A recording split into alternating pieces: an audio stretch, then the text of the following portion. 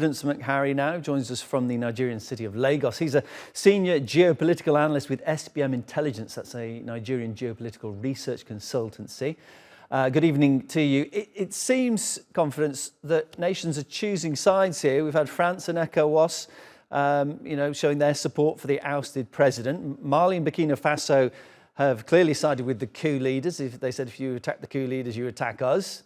Who do you think's in the stronger position here? In the first place, you would expect that a regional body like ECOWAS or the ECOWAS monitoring group should be the person in a stronger position to take on the Nigerian military.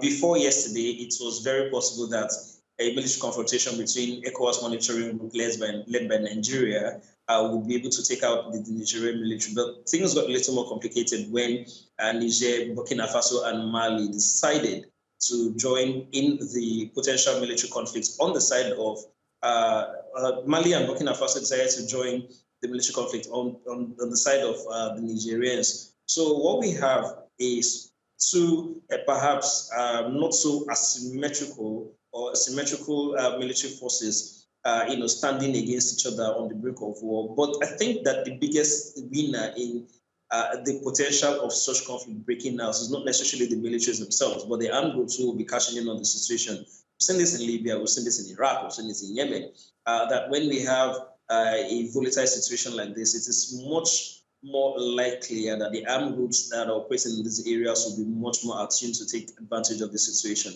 So, yes, I do not really have all the facts as to how the militaries of these countries ran up. On paper, you could expect that the ECOWAS would make light work of the military contingent of these other countries. But then, whatever happens after that remains the question.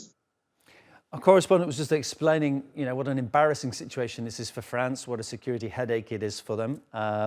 Obviously, diplomacy is going to be the first port of call to try and resolve the situation. But I'm just wondering, we've had ECOWAS threatening sanctions. What exactly could be either threatened or offered to the coup leaders that would make them step back on this and restore President Bazoum?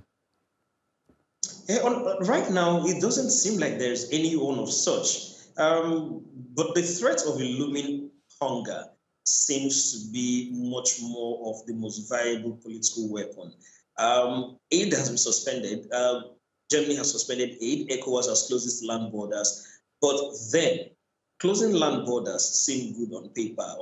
In practical terms, it's not as enforceable as it seems, because the border between Nigeria and Niger is not one of the most policed in the world. So you expect that food will be heavily smuggled to populations around that area. And even if you're enforcing a weapon such as border closure, it does not really hurt the regime. It doesn't hurt the junta. It hurts the people. So ECOWAS is in a box, in a bind. What happens when the sanctions does not necessarily hurt the people it wants to, but are hurting innocent Nigerians who willfully or unwittingly participate in the coup by supporting the coup plotters. And so in this current situation, the most viable option does not necessarily mean or does not necessarily rest in sanctions, because other countries who have carried out coups in the past also looked at sanctions and then disregarded them in the face, because as far as they would have had much more options to derail such sanctions. It is very, very imperative that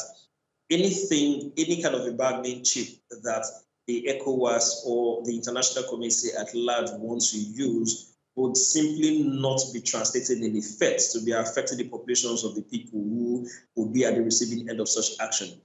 Between me and you, there is no such action, or there's no such weapon as it is now that could veritably say that it's not going to affect every other person apart from the coup plotters.